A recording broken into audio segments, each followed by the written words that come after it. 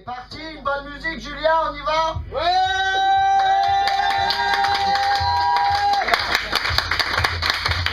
C'est tout, fort.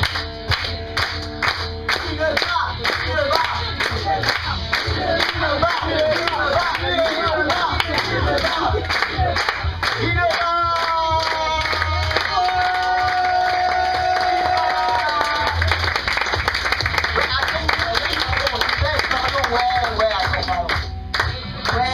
Encore, c'est tellement spontané. C'est tellement... bonjour, comment tu t'appelles? Je m'appelle Guy. Bonjour, est-ce que t'es pas... Non, je déconne. Ouais, c'est juste là. Qu'est-ce que tu vas nous faire, mon ami Guy? Alors, je vais chanter une chanson qui s'appelle Gare de Lyon, qui a été écrite parce qu'à un moment donné, je prenais beaucoup le train et j'ai vu deux amoureux sur le quai de la Gare de Lyon. Qui était amoureux, en fait, Et ça s'appelle Gare de Lyon. Mesdames et messieurs, un tonnerre d'applaudissements pour Guy là-bas.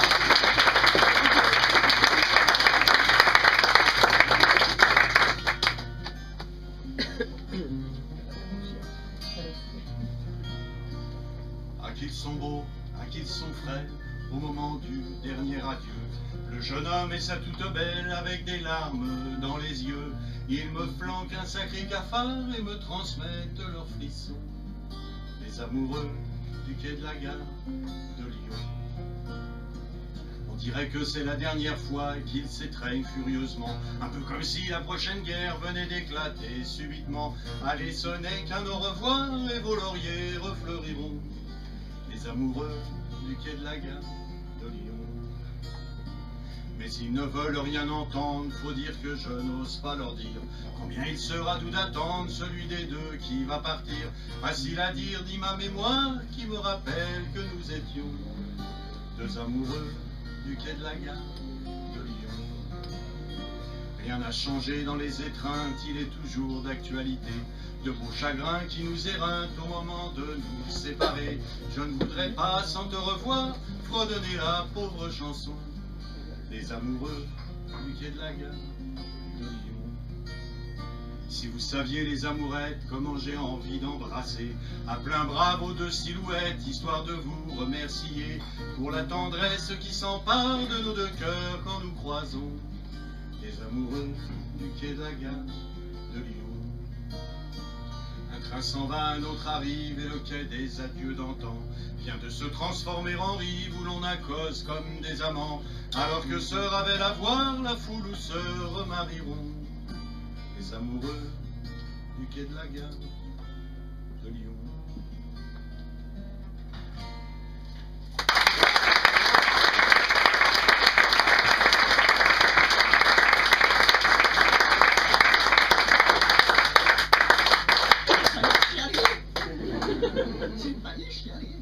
Qu'est-ce que tu vas nous faire, mon Guy? Alors, vous savez que l'enseignement traverse une grande crise. Il y a des enseignants dans la salle, je le sais. Et figurez-vous que le ministre Blanquer a dit qu'il fallait rétablir l'éducation sexuelle à l'école. Et ça, c'est une bonne chose, mesdames, messieurs. Je suis désolé, c'est une bonne chose. Le problème, c'est qu'il n'y a personne pour l'enseigner. Et généralement, on prend le premier qui passe, et là, c'est le prof d'anglais.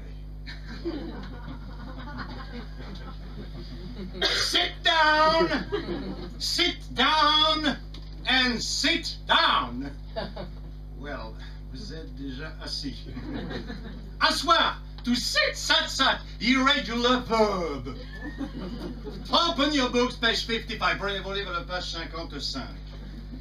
Je lis le titre du chapter Sexual Education in England. Éducation sexuelle en Angleterre. I begin. Je commence. Commencer. To begin. Began. Irregular verbs.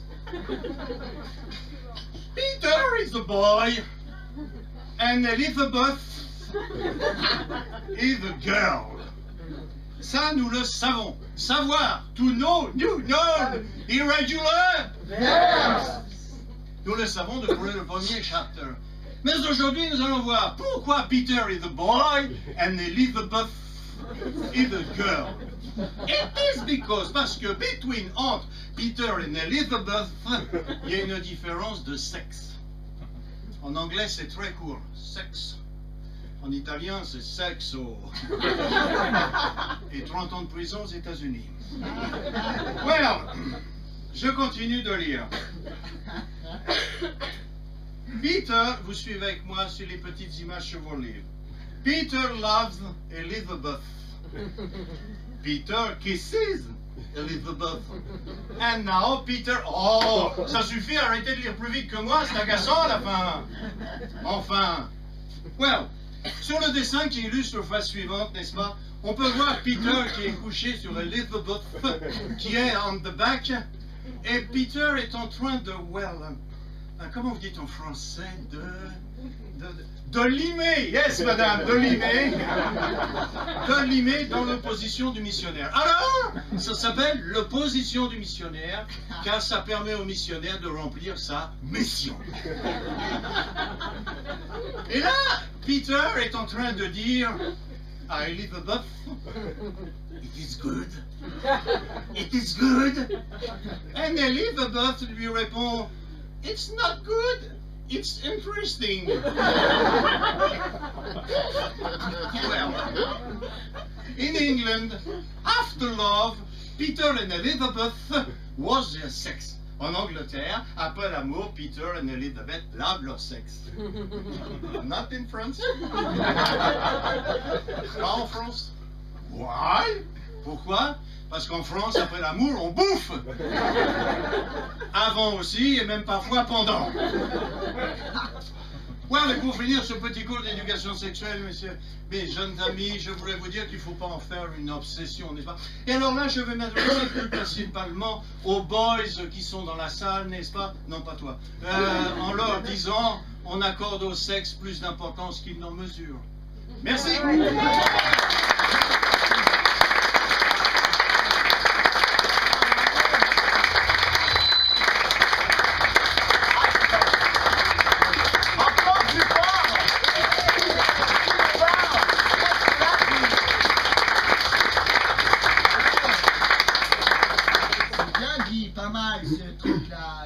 Je crois qu'elle parlait de la ville de Limay en fait.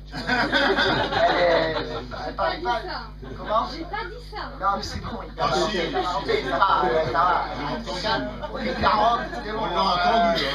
Voilà, ils se sont balancés entre gilets jaunes là, donc toi on sait que voilà. Elle dit moi j'aime bien. Elle dit encore là-dessus, c'est la blague de Boyd. Ça monte. Comment? Ah bon, tu me connais? Ah pardon. Mais pourquoi vous êtes pas mis au moment? Ah bah pour son rire, ah ok, ouais, d'accord. Okay. Oh merde, tu seras chef de rire. Voilà, chef public, chef de rire. C'est quoi ton prénom? Julien. Julien. Ah bah ok. Est-ce qu'il y a d'autres Julien dans la salle? Ah bah non, c'est bon, bah les deux. Maintenant, il y aura que des chefs Julien. Guy, oui. Je veux qu'il... Fais-moi une blague, s'il te plaît. Alors, comme il y a beaucoup d'enseignants dans la salle, n'est-ce pas? C'est une maîtresse qui dit aux enfants, les enfants, où habitaient les seigneurs au Moyen-Âge? Alors, le gamin, il dit les seigneurs, il habitait dans une maison.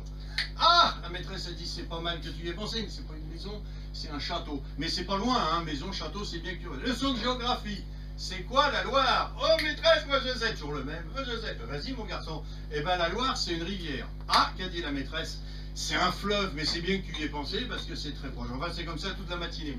Et arrivé à la récréation, ce même petit garçon, il a la main dans la poche, il vient vers la maîtresse et il dit, maîtresse, qu'est-ce que j'ai sur moi, tout long, tout dur, et qui a un petit bout rouge? Et la maîtresse dit, mais ça va pas, non? Mais petit voyou. Et le petit garçon, il dit, c'est une allumette, mais c'est bien que tu y aies pensé. Mais...